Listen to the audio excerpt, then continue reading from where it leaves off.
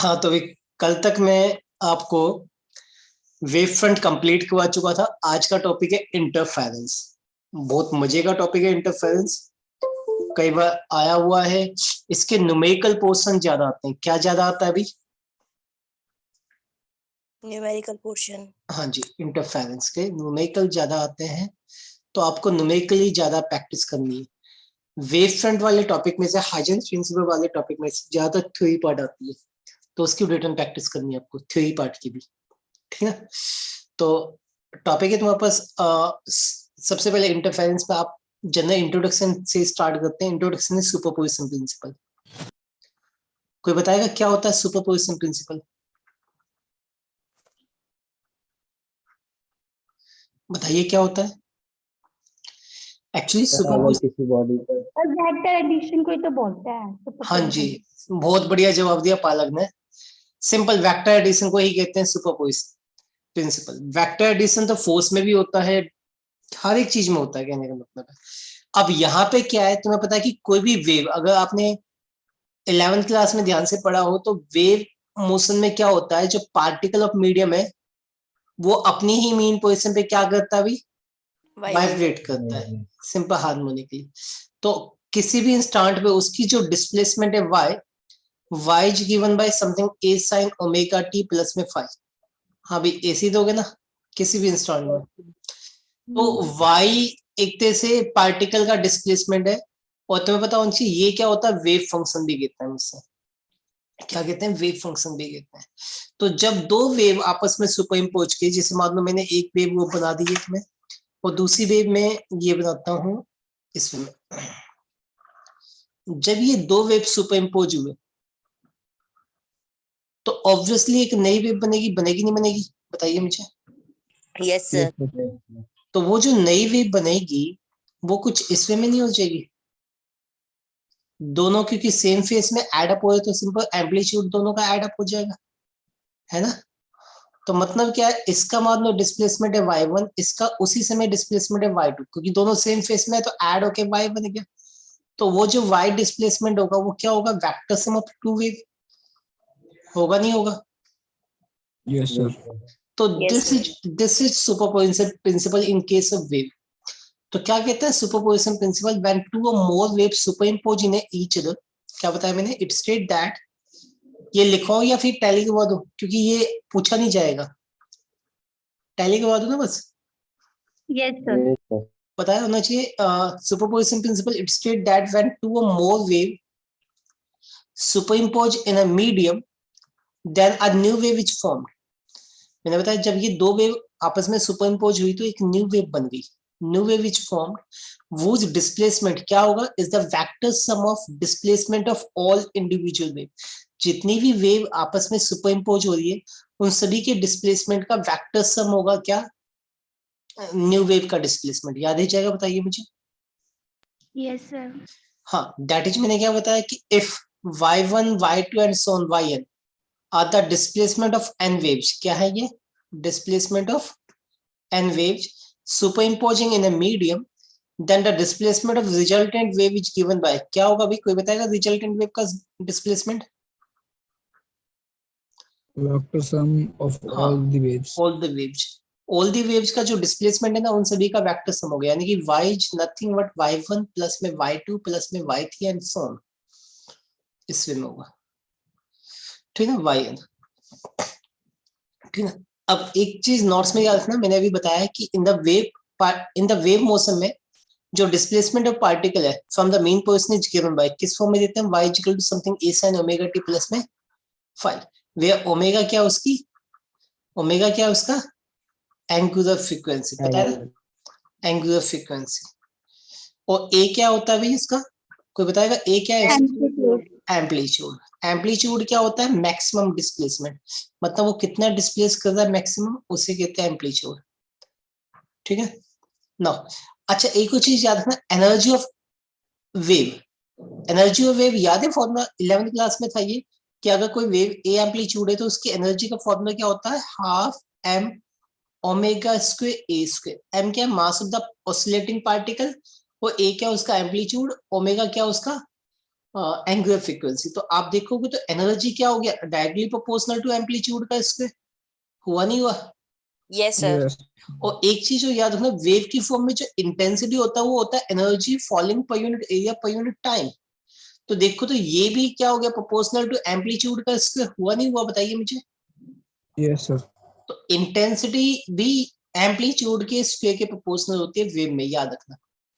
तो अब अगर मैं देखूं यहाँ पे, तो इंटेंसिटी ऑफ लाइट मैंने बताया energy per unit area per unit time, तो ये प्रोपोर्शनल टू किसके हो गया, एनर्जी के, एनर्जी प्रोपोर्शनल टू किसके भी, एम्पलीट्यूड के स्क्वायर के। तो फाइनली आपने क्या देखा कि इंटेंसिटी ऑफ रेडिएशन, याद रखना किसी भी वेव की जो इंटेंसिटी वो डायरेक्टली प्रोपोर्शनल टू किसके भी, बोलिए ना बेटा, एम्पलीट्यूड के स्क्वायर के। याद है जाएगा बताइए मुझे? तो ये जस्ट इंट्रोडक्शन है वेव के बारे में, वेव का डिस्प्लेसमेंट क्या होता है, वेव की एनर्जी क्या होती है, वेव की इंटेंसिटी क्या आती है। एंड ऑल्सो मैंने बताया कि दो वेव आपस में, ध्यान देना एक बात, दो पार्टिकल आपस में कोलाइड करते हैं, पता है ना, दो पार्टिकल आपस में क्या करते हैं, कोलाइड। मगर दो वेव आपस में क्या करेगी, सुपर इम्पोज। हाँ जी, वेव कोलाइड नहीं करते, पार्टिकल कोलाइड करती है, वेव सुपर इम्पोज होते हैं। याद है जाएगा ये बात, बताइए मुझे? Yes, sir. किसी ने देखा है सुपरपोजिशन होता हुआ? आप में से किसी ने देखा है? देखा तो सभी ने होगा, पता नहीं होगा बस। देखा है किसी ने? लाइटें बढ़ जाती हैं, जब दो बल्ब जलाते हैं तो कहीं जहाँ पे एक ही जाती है तो दोनों की इंटरनल तो बढ़ जाती है इंटेंसिटी। क्या बेटा, दोबारा बोल। सर जब किसी कमरे में एक बल्ब जल रहा हो और दूसरा बल्ब जला दे तो रोशनी थोड़ी बढ़ जाती है, तो वो सुपर इम्पोज हो जाते हैं दोनों के वेव्स। बहुत बढ़िया। तो जैसा इसने बताया पटेल ने, तुम देखो सुपरपोजिशन देखना है तो घर में पता है ना, दो किस्म की लाइट होती है। एक तो आजकल CFL की LED की जो व्हाइट लाइट है वो, और पहले जो पुराने जमाने में जो बल्ब हुआ करते थे 10-100 वाट के, उसकी येलो लाइट देखिए ना। Yes sir. तो अगर मैं कहता हूँ एक रूम में दोनों ही लाइट ऑन कर दो, तो वो प्योरली व्हाइट होगी या प्योरली येलो होगी, या दोनों का मिक्स हो जाएगा? मिक्सचर। सर मिक्सचर हो जाएगा। दोनों का मिक्सचर हो जाएगा ना, दैट इज सुपरपोजिशन। दो अलग अलग लाइट वेव आई, आपस में मीडियम में सुपर इम्पोज हो गई, तो एक नई किस्म की वेव बनी। उस नई किस्म की जो आइडेंटिटी होगी ऑब्वियसली दोनों का मिक्सचर होगा। तो ना तो अब खाली CFL जला के देखो तो पूरी व्हाइटनेस होती है, या खाली वो पुराने जमाने का बल्ब येलो वाला जला के देखो पूरा येलोइश होता है। मगर अगर दोनों ऑन कर दिए तो येलोपन कम हो जाएगा, व्हाइटनेस भी कम हो जाएगी, तो क्रीमी कलर आ जाता है दोनों का मिक्स होके। ऐसे ही होता है ना? Yes sir. ठीक, चलो ये तो नॉर्मल सभी ने देखा हुआ घर के अंदर। अब फील्ड में भी देखो, तुमने मान लो पानी में एक पत्थर फेंका और उसी के पास दूसरा पत्थर भी फेंक दिया, तो क्या होता है, एक पत्थर यहाँ पे फेंका, इससे वेव जनरेट हुई, दूसरा पत्थर यहाँ पे फेंका, यहाँ से वेव जनरेट हुई। तो एक समय कहीं ना कहीं ऐसा भी आता है कि जब दोनों वेव आपस में क्या करती है भाई, सुपर इम्पोज होती है ना। तो ये वाली लोकेशन देखना, वो एक ही वेव के अकॉर्डिंग रिजल्टेंट देता है ही नहीं देता, जहां पे ये सुपर इम्पोज हो रही है। बाकी जगह तो प्योरली सर्कुलर बनती जाएगी, मगर यहाँ पे दोनों का सुपर पोजिशन बन के आ जाता है जहां पे ये सुपर इम्पोज होती है। तो ये है सुपर पोजिशन जो सभी बच्चों ने देखे भी होंगे, देखे हुए ना भी सभी ने? Yes, sir. ठीक, तो मेरी बात हमेशा याद रखना, पहले किताब पहले आई या पहले फिजिक्स पहले आई? ऑब्वियसली पहले फिजिक्स पहले आई थी, बाद में उसी को देख के किताबें बनी हुई है। तो फिजिक्स अगर समझनी है तो अपनी नेचर की जितनी भी चीजें बस उसे डीपली देखो। 12th तक आता आता बच्चा हर एक किस्म की फिजिक्स पढ़ चुका होता है, ऐसा नहीं है कि वो समझ में ना आए। अगर हर एक चीज के अंदर फिजिक्स निकालोगे तो बहुत बेटर फिजिक्स तुम्हें समझ में आएगी। ठीक है, चलो अब अगला टॉपिक है इंटरफेरेंस। क्या होता है इंटरफेरेंस, समझना ध्यान से। इंटरफेरेंस, एक्चुअली इंटरफेरेंस क्या होता है, तुम्हें पता है कि जब दो वेव आपस में सुपरइम्पोज होती है, जैसे मान लो ये दो वेव, तो क्रस्ट के साथ टर्फ के साथ, तो एक रिजल्टेंट वेव जो भी बनेगी इनकी, वो कैसी बनेगी भी, ज्यादा एम्पलीट्यूड की पड़ेगी क्योंकि दोनों ऐड अप हो रहे हैं। अगर मान लो क्रस्ट ट्रफ के साथ एड अप होता है, तो अब रिजल्टेंट वेव कैसी बनेगी भी? दोनों का माइनस होके जो भी बनेगा, दोनों का माइनस होके जो भी बनेगा। यहाँ पे दोनों का रिजल्टेंट y1 प्लस में y2 हो गया था, यहाँ पे दोनों का रिजल्टेंट y1 माइनस में y2 हो जाएगा। तो रिजल्टेंट वेव ये बनती है, यानी कि सुपर इम्पोज होने के बाद। अच्छा, इसी को अगर मैं इंटरफेरेंस में एनर्जी से रिलेट करूं तो क्या होगा, ध्यान दो। तो बताइए, ये दो वेव है, इन दोनों वेव की अपनी अपनी अपनी एनर्जी होगी, कुछ ना कुछ तो एनर्जी होगी, होगी नहीं होगी? Yes, sir. इन दोनों वेव की कुछ ना कुछ एनर्जी होगी।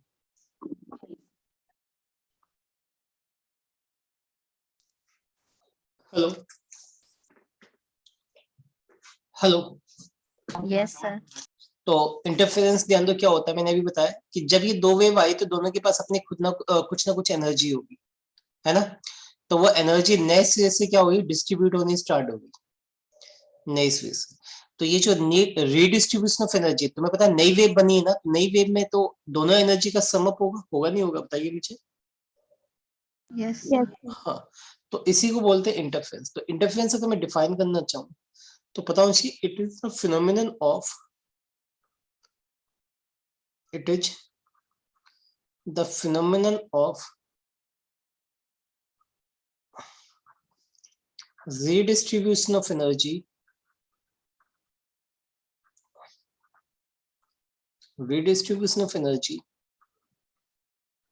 when two wave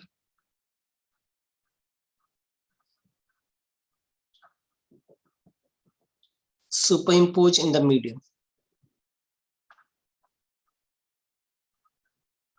when two waves superimpose in the medium, ठीक है? टू वेव हो या टू से ज्यादा वेव भी हो तब भी चलेगा, when two or more waves superimpose in the medium। जैसे वेट को मी जैसा काम है। Okay, sir. तो इंटरफेरेंस मैंने अभी बताया कि it is the phenomenon of redistribution of energy when two or more waves superimpose in a medium। याद है जाएगा भी, बताइए मुझे। Yes, sir. तो Yes, sir. हाँ जी, अब ध्यान देना, दो टाइप के इंटरफेरेंस होते हैं। कौन कौन से होते हैं? एक कंस्ट्रक्टिव इंटरफेरेंस और दूसरा कौन सा होता है, डिस्ट्रक्टिव इंटरफेरेंस। हाँ, कंस्ट्रक्टिव कब होते हैं? जब, ध्यान देना, जब एक वेव का क्रस्ट दूसरे वेव के क्रस्ट के साथ सुपरइम्पोज हो, या ट्रफ ट्रफ के साथ सुपरइम्पोज हो। तो मैं दिखाया क्या दे रहा है कि ये दोनों क्या होंगे, ऐड होंगे, सब्ट्रैक्ट होंगे? Add. ऐड होंगे। तो मतलब, हाँ जी, मतलब क्या होगा, कंस्ट्रक्टिव बनेगा। तो मैंने बताया कंस्ट्रक्टिव इंटरफेरेंस क्या होता है, it is a type of interference in which crest oblique trough, यानी क्रस्ट या ट्रफ में से crest oblique trough of one wave get superimpose with, ध्यान दो, क्रस्ट किसके साथ होगा, क्रस्ट के साथ, ट्रफ किसके साथ होगा, ट्रफ के साथ, get superimpose with crest oblique trough of another wave. याद है जाएगा, बताइए। Yes. ठीक है, अब तुम्हें पता है कि कंस्ट्रक्टिव इंटरफेरेंस में क्या होंगे, दोनों सेम फेज में है। सेम फेज का मतलब क्रस्ट क्रस्ट के साथ है, ट्रफ ट्रफ के साथ है। Two wave are in same phase, अगर सेम फेज होंगे तो उनका एम्पलीट्यूड क्या हो जाएगा, गेट एड अप हो जाएंगे, गेट एडेड हो जाएंगे। सो रिजल्टेंट एम्पलीट्यूड कितना होगा, मैक्सिमम एम्पलीट्यूड होगा। कितना होगा, A1 प्लस में A2, दोनों वेव का एम्पलीट्यूड का एड अप होगा। A1 और A2 क्या, दो वेव का एम्पलीट्यूड है। अच्छा, एक और चीज याद रखो, अगर एम्पलीट्यूड मैक्सिमम होगा तो इंटेंसिटी भी क्या होगी इनकी, बताइए मुझे।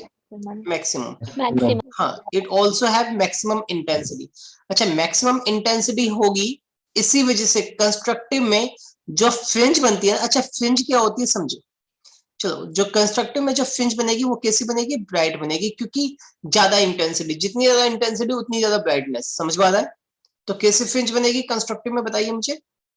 Bright. ब्राइट फ्रिंज बनेगी। हाँ, हमेशा याद रखना, ब्राइट फ्रिंज। अच्छा, फ्रिंजेज क्या होती है, जिस तरह से आपने मैंने आपको पीछे में बताया था कि एक व्हाइट लाइट 7 कलर में स्प्लिट हो जाती है ना, पता है ना, Yes, sir. विवग्योर। तो वो जो विवग्योर में एक एक स्पेक्ट्रम होता है, वो रिप्रेजेंट करता है एक फ्रिंज को, ठीक ना।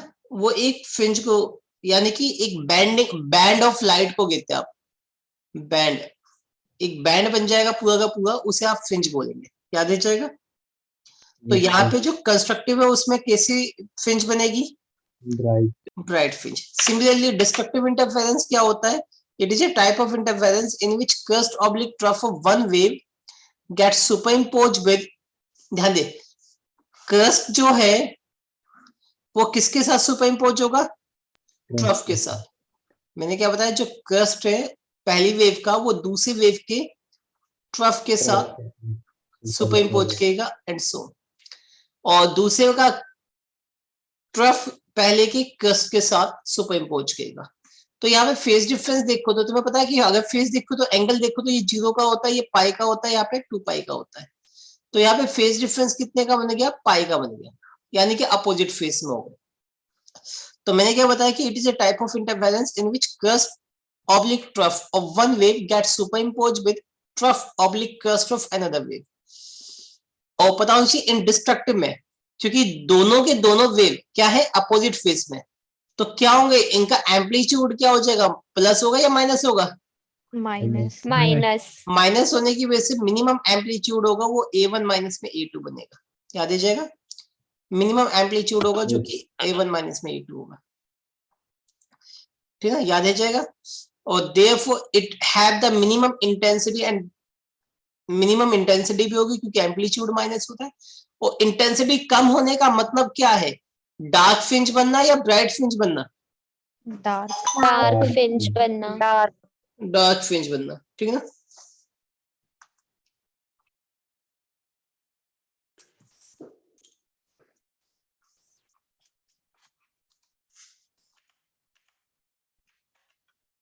हाँ जी, जो डिस्ट्रक्टिव में मैंने बताया था कि एम्पलीट्यूड माइनस हो जाएगा और इंटरफेरेंस की जो फ्रिंज बनेगी वो कैसी बनेगी? डार्क फ्रिंज बनेगी। पता है ना इस बात का? बताइए मुझे।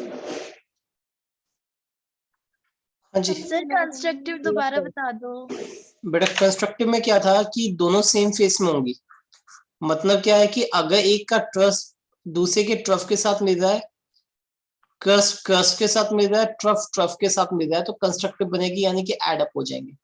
और एड अप होंगे तो एम्पलीट्यूड मैक्सिमम होगा, एम्पलीट्यूड मैक्सिमम होगा तो इंटेंसिटी, क्योंकि प्रोपोर्शनल होता है एम्पलीट्यूड के स्क्वायर के, तो इंटेंसिटी भी क्या होगी? मैक्सिमम होगी। इंटेंसिटी भी क्या होगी? यहाँ पे मैक्सिमम होगी, याद आ जाएगा। बताइए। Yes sir.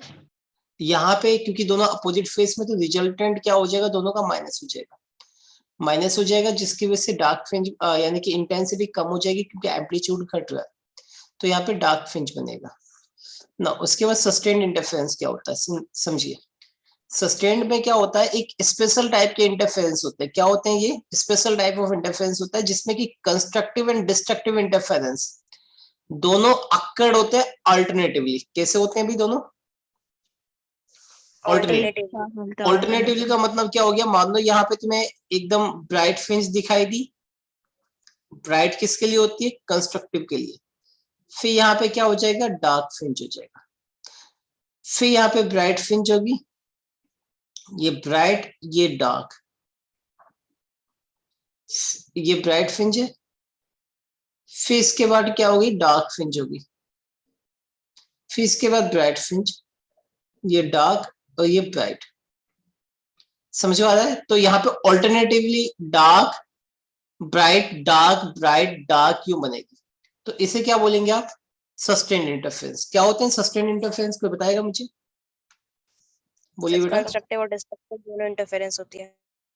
ऑल्टरनेटिवली होती है। तो मैंने बताया it is a special type of interference in which the constructive and destructive interference occurred alternatively. दोनों ऑल्टरनेटिवली अकर्ड होते हैं।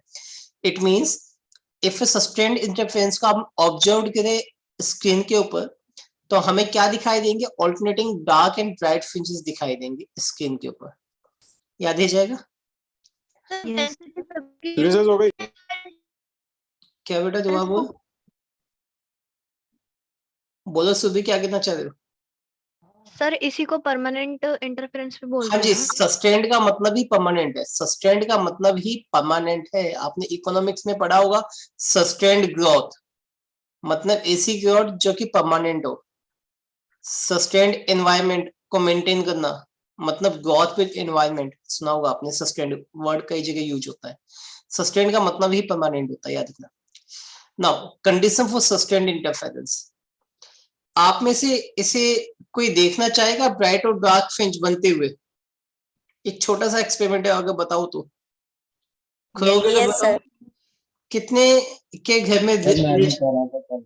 लेजर लाइट कितने के पास मिल जाएगी? सर ये मैंने करा था कल। किया था? कैसे किया था बेटा? सर एक पेपर पे ना पिन होल करा था और उसमें से ना लेजर लाइट पास करी थी और जो रूम की लाइट थी उसे ऑफ कर दिया था। फिर कहीं कहीं डार्क शेड हो रही थी और कहीं कहीं लाइट, जहाँ लाइट हो रही थी वहाँ इंटरफेरेंस और कंस्ट्रक्टिव, और जहाँ डार्क थी वहाँ डिस्ट्रक्टिव इंटरफेरेंस। एक होल किया था पिन सर होल, मैंने यस उससे किया था सर। बेटा, वो गलत तो- किया है फिर, वो सर वो गलत। सर मैंने डिफ्रैक्शन आ पीछे जाता है। ऊपर हाँ, वो किया। डिफ्रैक्शन आएगा ना कि इंटरफेरेंस। अविनाश तो कुछ कह रहा, बोल बेटा। सर मैंने कांच पे पहले ना वो अगरबत्ती से उसको काला कर दिया, उसका धुएं से कार्बन जम गई थी उसपे। फिर सर उस पे स्लिट्स बनाई थी दो, उनके बीच में मिनिमम डिस्टेंस था। और फिर सर उसको जब मैंने लेजर से पास किया ना, लेजर के थ्रू, तब सर ब्राइट फिल्म थी और फिर उनकी वो जो इंटेंसिटी कम होते जाएगी। हाँ, काफी हद तक अविनाश ने ठीक किया हुआ है। फिर भी आप चाहो तो पता है, एक सिंपल सा है जो घर में मिल जाएगा, हो जाएगा अगर लेजर लाइट है तो। एक तो लेजर लाइट लेना है, और कोई भी सर का बाल होना चाहिए लेडीज का, मम्मी का या फिर सिस्टर का, जो भी है। एक बाल लो, मान लो ये आपका हेयर है, इसे दोनों उंगली के बीच में फंसा लो। मेरी वीडियो दिखाई दे रही है?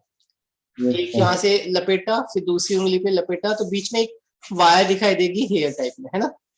उसके बीच बीच में एक लेजर लाइट यहाँ पे ऑन कर दो। वो लेजर लाइट इस वॉल पे पड़ेगी तो वो दो पार्ट्स में डिवाइड हो जाएगी, पता है ना? एक हाँ, दो पार्ट्स में।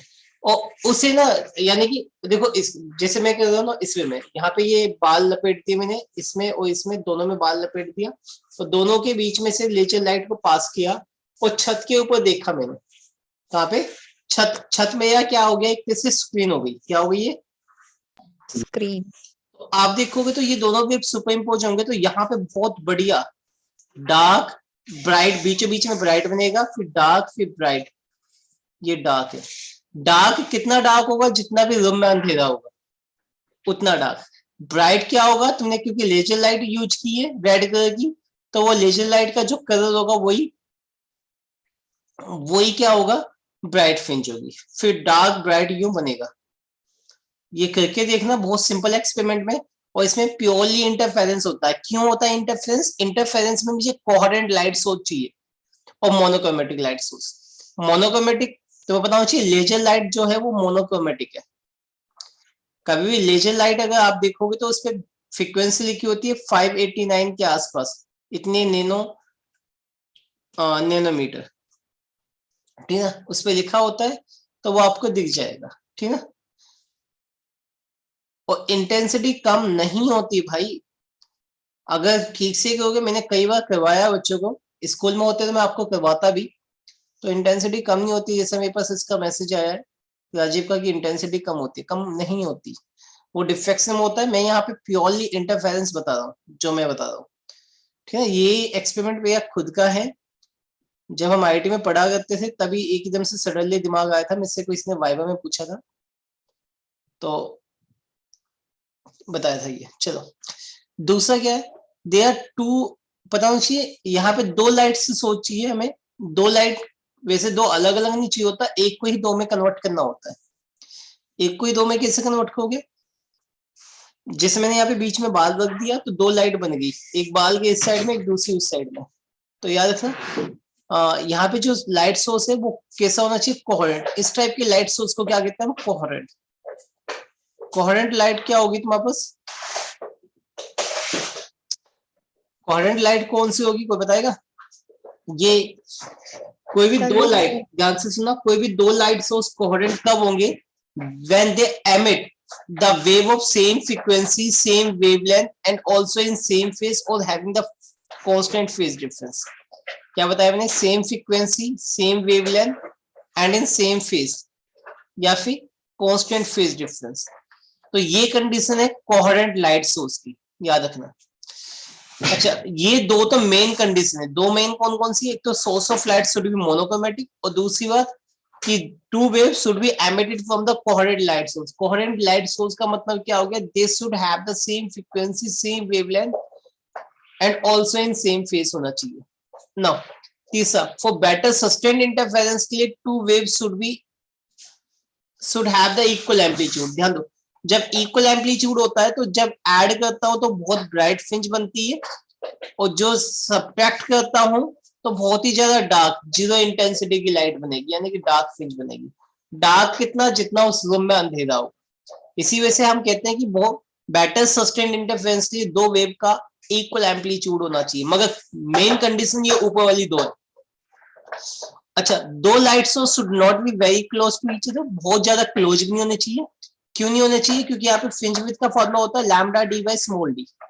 अगर ये बहुत छोटा हो गया, क्लोज हो गया, तो बीटा कितना हो गया? इनफाइनाइट हो गया। इतनी बड़ी फ्रिंज बन जाएगी कि पूरे स्क्रीन पे एक ही फ्रिंज दिखाई देगी, तो आपको alternating dark and bright fringe वहां पे दिखाई नहीं देगा। इसी वजह से क्या है कि बहुत ज्यादा क्लोज भी नहीं होना चाहिए और सेपरेशन बहुत ज्यादा भी नहीं होना चाहिए। द सेपरेशन बिटवीन टू, ये सेपरेशन होता है डी। डी भी बहुत ज्यादा नहीं होना चाहिए। अगर डी बहुत ज्यादा हो गया तो बीटा भी क्या हो गया? बहुत ज्यादा बन जाएगा। अगेन वो दिखाई भी नहीं देगा, यानी कि ऑल्टरनेटिंग एक ही फ्रिंज में पूरा स्क्रीन आ जाएगा। तो ये कंडीशन से याद है जाएगी, बताइए मुझे। Yes sir. ठीक, कोहेरेंट लाइट सोर्स की डेफिनेशन मैंने अभी बताई है। The two sources of light are said to be coherent if they emits the wave of same wavelength, same frequency and in same phase or having the constant phase difference। कोई बताएगा क्या होता है coherent light source? दोबारा से बोलिए। कोई भी दो लाइट सोर्स कोहेरेंट कब होंगे? when they emits the wave of same wavelength, same frequency and in same phase। याद है जाएगा? बोलिए। Yes, sir. बोलो फिर क्या होता है coherent light source? Sir, if they emit waves of same wavelength, same frequency and same phase. Good. तो एक क्वेश्चन पूछा जाता है, क्या दो इंडिपेंडेंट लाइट सोर्स कोहेरेंट हो सकते हैं? तो आंसर इज नो। क्यों नहीं हो सकते? दो इंडिपेंडेंट लाइट सोर्स की सेम फ्रीक्वेंसी हो सकती है, सेम वेवलेंथ हो सकता है, मगर फेस कैसे सेम रखोगे? क्योंकि अगर मैं दोनों को एकदम साइमल्टेनियसली तो ऑन कर ही नहीं सकते हम दोनों को। अगर दोनों को साइमल्टेनियसली ऑन नहीं रख सकते, क्योंकि माइन्यूट सेकंड का फर्क रहता ही रहता है हमेशा, मिली सेकंड का भी फर्क आ गया तो कुछ ना कुछ फेज डिफरेंस आ जाएगा। तो इसी वजह से they can not be in same time, there is some minute time lapse आ जाता है, याद रखना। अच्छा, फिर कोहेरेंट बनाएंगे कैसे? कोहेरेंट मैंने बताया कि एक ही लाइट सोर्स को दो में डिवाइड कर दो। दो में कैसे? जैसे मैंने अभी बताया था, हेयर यूज कर दो दोनों के बीच में तो दो में डिवाइड हो जाएगी। एक ही लाइट सोर्स को दो से डिवाइड करोगे तो दोनों वेव मिलके वो सुपर इम्पोज बनाएगी, यानी कि कोहेरेंट लाइट सोर्स बनेगा। याद है जाएगा? बताइए मुझे। तो आज की क्लास यहीं तक है, क्योंकि ये थ्योरी पार्ट था, इन्हें याद करना है एक बार। तो कल तक इसे याद करेंगे, क्योंकि कल तक मैं पूछूंगा भी इसके क्वेश्चंस। ठीक है, आज के लिए इतना ही। ये नोट्स पहले भेजे हुए मैंने आपके पास। ठीक है, एंड कर दो मीटिंग। Yes sir.